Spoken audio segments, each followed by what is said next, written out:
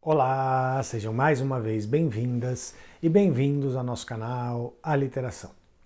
No vídeo de hoje eu quero fazer uma análise de 3 obras de arte visual, tá? E fazer essa análise porque elas têm muito a ver com o nosso canal, enfim, com o nosso universo aqui de arte, de literatura, e elas têm um elemento comum, por isso que eu escolhi essas 3 obras.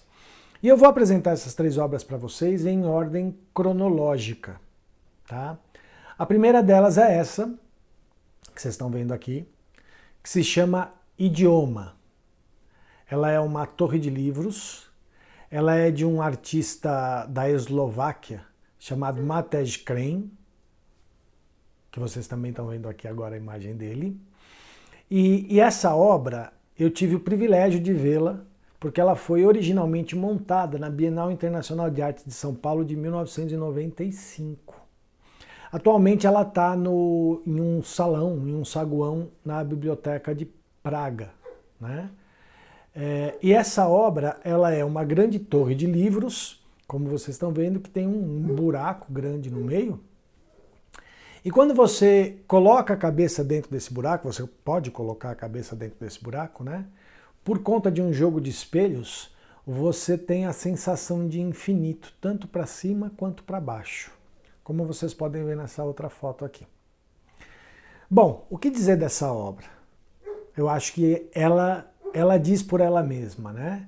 Primeiro, uma torre, se você pensar o lado externo dela, quer dizer, uma torre de vidro, de livros, uma torre de livros, né? Se a gente pensar que torre é algo que faz com que uma construção, um castelo, enfim, é o local mais alto de uma construção, de um castelo,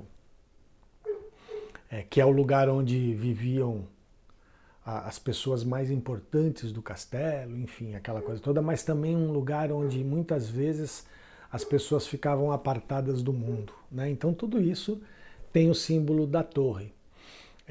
E quando você entra dentro dessa torre, né, quando você coloca a cabeça dentro do buraco, essa torre cria uma dimensão infinita, né? O poder do livro, enfim, de nos levar a viagens infinitas, enfim. Eu não vou fazer muitos discursos clichês a respeito, porque, como eu disse, eu acho que a obra fala por si só, né? Eu vou falar um pouco da sensação que eu tive quando eu vi essa obra, porque, como eu disse, eu tive o privilégio de ver essa obra ao vivo, né? Quando eu coloquei a cabeça dentro desse buraco e vi a questão do infinito, me deu uma vontade, na verdade, de me atirar, como se fosse me atirar no poço de livros, né? Sabe aquela coisa de mergulhar dentro do mundo dos livros mesmo, né? Porque eu acho que é isso, é um mergulho simbólico nesse universo tão rico que é o universo dos livros, da leitura, enfim. Então essa é Idioma, do Matej Kren, que eu também não sei se é assim que fala o nome dele, tá? Porque ele é eslovaco. Ele nasceu em 1958, então ele é o mais velho dos 3 artistas aí que eu vou apresentar para vocês. A segunda obra, já que a gente falou de torre, né? A segunda obra, ela ficou muito famosa, né? Ela ficou muito conhecida nos últimos anos aí, porque as imagens dela começaram a circular pela internet, que é a obra O Castelo, que vocês estão vendo aqui, do artista mexicano Jorge Méndez Blake, que é essa figura que vocês veem aí. Bom, o castelo é um muro enorme de tijolos, aparentemente um muro normal, mas que a gente repara que num pedacinho dele, né, existe uma protuberância, ele é um pouco tortinho. E aí, conforme a gente vai vendo o porquê dessa protuberância, né, a gente repara que tem um livro na base do muro justamente que é o causador dessa protuberância. E não é qualquer livro, né? É um livro muito específico. É uma edição em espanhol do livro O Castelo, do Kafka, como vocês podem ver na imagem. Bom, essa obra ela é originalmente de 2007, Mas, como eu disse, ela ganhou notoriedade nos últimos tempos porque ela começou a circular pela internet. Bom, o que dizer dessa obra? Também não vou fazer análises clichês, porque eu acho que a obra também fala por si, né? Mas eu acho que o que é importante ressaltar são duas coisas. A primeira é o poder que o livro tem de desestruturar uma estrutura aparentemente sólida.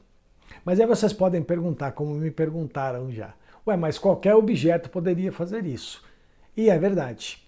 Só que o fato de ser o livro O Castelo, do Kafka, e aí eu vou já comentar um pouquinho do livro, qualquer dia eu faço uma resenha mais completa do livro, tá? Porque eu acho que O Castelo é um livro maravilhoso do Kafka. Mas só para fazer um comentário para relacionar com a obra, e por que o artista, né? Por que o Jorge Mendes Blake deu o nome de O Castelo para a obra, é isso. Além do poder do livro, do poder da leitura, de desestruturar uma estrutura aparentemente sólida, de dar um novo desenho, de tirar o aspecto retilíneo da vida, né?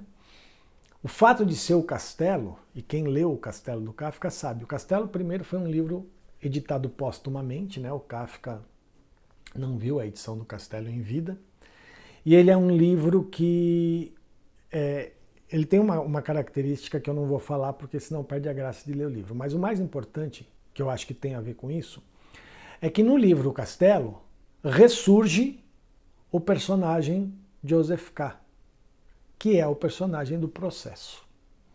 E por que eu falo ressurge? Ressurge entre aspas, a gente não sabe se é o mesmo K, se é um outro K, né? Se é o mesmo K reencarnado, se é o mesmo K num outro mundo, enfim.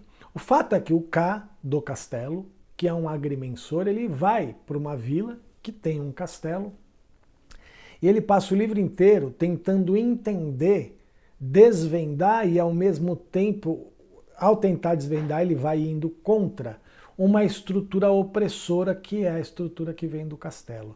Então a luta contra uma opressão. Então ao mesmo tempo que, voltando para a obra do Jorge Mendes Blake, ao mesmo tempo em que o livro ele desestrutura, né, ele distorce uma estrutura aparentemente sólida e retilínea, ele é oprimido por essa estrutura. Então, eu acho que o mais importante dessa obra, e por isso teria que ser um livro, né, é a luta entre uma estrutura opressora e a tentativa de acabar ou de alterar essa estrutura opressora. E por isso que tem que ser o livro O Castelo do Kafka, que mostra exatamente essa luta, né, na sua história, na sua narrativa. Tá? Então essa é a segunda obra. E a terceira obra se chama Absorção. Ah, só um detalhe antes da terceira obra. O Jorge Mendes Blake, ele nasceu em 1974, ele é um artista jovem, tem 48 anos atualmente. Tá? E vamos para uma terceira obra que também é de um artista jovem, que também nasceu em 1974, só que é um artista chinês, chamado He Longbo. Vocês estão vendo aqui a imagem. E a obra se chama Absorção, que é essa que vocês também estão vendo aí.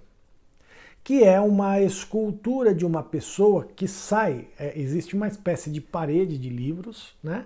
E essa pessoa sai carregando um livro, sai dessa parede de livros carregando um livro, e ela também é feita de livros. Então é quase como se os livros dessem origem a uma nova pessoa, a um novo tipo de pessoa, enfim, né?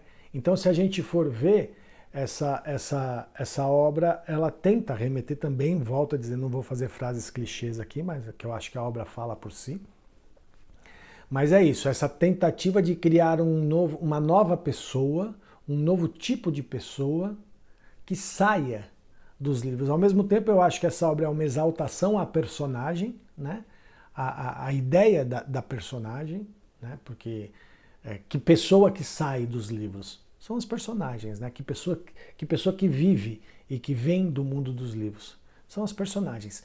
Mas ao mesmo tempo ela nos mostra como o contato com os livros, o contato com a literatura e com a leitura faz nascer uma nova pessoa. Então, por que eu quis trazer essas 3 obras? Bom, primeiro porque aqui é um canal basicamente de literatura, a gente fala muito de literatura, né? E eu acho que trazer a importância da literatura, que é o que essas 3 obras trazem, né? Além do aspecto de elas terem como elemento físico comum o livro, porque as 3 são feitas de livros, né? Com livros, quer dizer, uma não é feita totalmente de livros, é tijolo e livro e tal, mas as 3 têm o livro como elemento físico, concreto na sua concepção, e ao mesmo tempo as 3 trazem uma reflexão muito profunda sobre o valor da literatura, sobre o valor do livro enquanto elemento de criação de novos mundos, de desestruturação do mundo, enfim, de luta contra a opressão e tudo mais. Mas o que eu acho que é mais. E é importante a gente ver o quanto a gente, né, tem isso no tempo. Porque, por exemplo, como eu disse, a obra do Matej Crane é de 1995. A do Jorge Mendes é de 2007 e essa do Lee Hongbo é de 2017. Então você vê um grande espaço de tempo que une essas 3 obras e que mostra, no decorrer do tempo, a importância da literatura. Um outro aspecto importante, um é da Eslováquia, outro é mexicano e um outro chinês. Então veja, um europeu, um asiático e um latino-americano, né? Então como esse valor da literatura, esse valor do livro permeia diversas culturas. Mas aí a gente pode levantar a seguinte questão. Tá, mas e as culturas que não têm livros? E as culturas calcadas na oralidade? Elas são desprezadas? Não, porque eu acho que o que essas obras trazem de mais importante e que elas concretizam no objeto livro como símbolo, mas mais importante do que o livro, o objeto livro, tem a ver com a questão da palavra, do discurso, né, da narrativa, a força da narrativa. Quer dizer, o quanto a narrativa, enquanto o discurso, enquanto a palavra é a ação para a criação de um novo mundo, para a elevação do espírito a infinitos, enfim, para uma série de coisas. Então eu acho que isso é mais importante, porque aí você abarca também as culturas que não têm um livro enquanto objeto, mas que têm a narrativa, né, a palavra falada, a palavra narrada, a vida narrada através da oralidade, e que carregam também essa força mágica que só o discurso, que só a palavra consegue carregar. E eu quis trazer esse vídeo nesse momento porque a gente está vivendo um momento muito peculiar no país, em que, por nós estarmos em plena campanha eleitoral, de uma eleição totalmente atípica no nosso país, a gente vê como os discursos estão sendo construídos. Os discursos falsos, os discursos verdadeiros, enfim, as notícias que se colocam para que a gente acredite nelas, mesmo elas não tendo o menor lastro de realidade, né? E ao mesmo tempo a gente percebeu o seguinte: que país a gente quer? Um país onde a gente possa viver a possibilidade do infinito da leitura, da literatura, da cultura, onde a gente possa lutar contra as opressões através de uma arma muito poderosa que é o livro, a literatura, a palavra, a cultura, a reflexão, o debate. Uma sociedade onde através da literatura, do investimento em cultura, em arte, em literatura, a gente consiga criar uma nova pessoa, um novo povo, uma nova população, né? Ou um país onde o livro é um objeto desprezível, né? Eu não estou aqui defendendo nenhum projeto político específico. Eu estou defendendo um projeto político que coloque a arte e a literatura no centro desse projeto. E não um projeto político que despreza, que menospreza a cultura, a arte e a literatura. E desculpem os que defendem um projeto político diferente do meu, mas assim, está muito claro na nossa disputa eleitoral quem é o projeto político, ou quais são os projetos políticos que defendem a cultura, a literatura, e qual é o projeto político que despreza e menospreza a cultura, a literatura. Então eu acho importante, né? Nós vamos ter os livros, a arte e a literatura como uma arma, entre aspas, para uma revolução social, para uma luta por uma sociedade melhor, ou a gente vai ter literalmente armas que matam leitores, escritores, enfim, e matam as pessoas indiscriminadamente, porque a única função de uma arma é matar, né?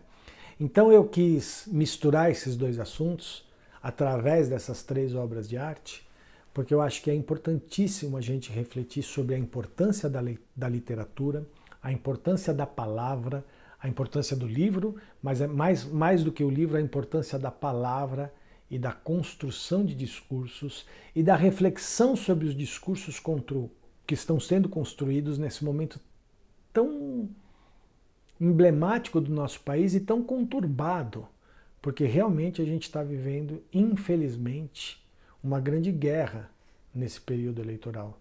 Só que o que eu acho engraçado e que as pessoas não percebem é que a guerra está só de um lado.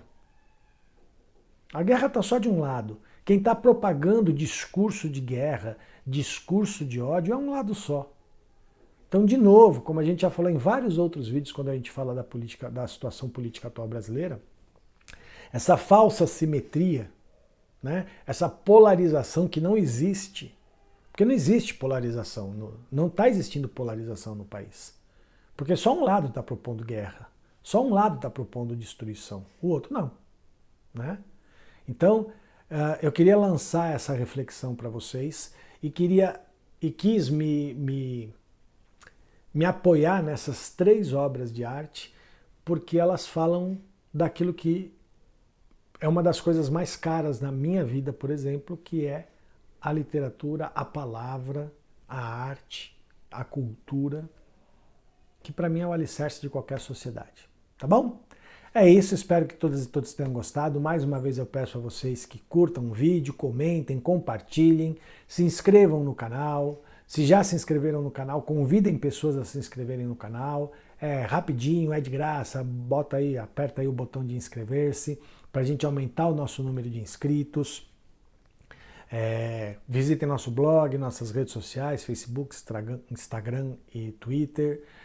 Veja lá que tudo que a gente posta aqui, a gente posta lá para poder ampliar o nosso alcance. E quem quiser e puder, colabora com a nossa campanha do Apoia-se, que é muito importante para a gente continuar fazendo o nosso trabalho com todo o carinho, com todo o cuidado que a gente tenta fazer. Tá bom? Valeu, gente. Até o próximo vídeo. Tchau, tchau.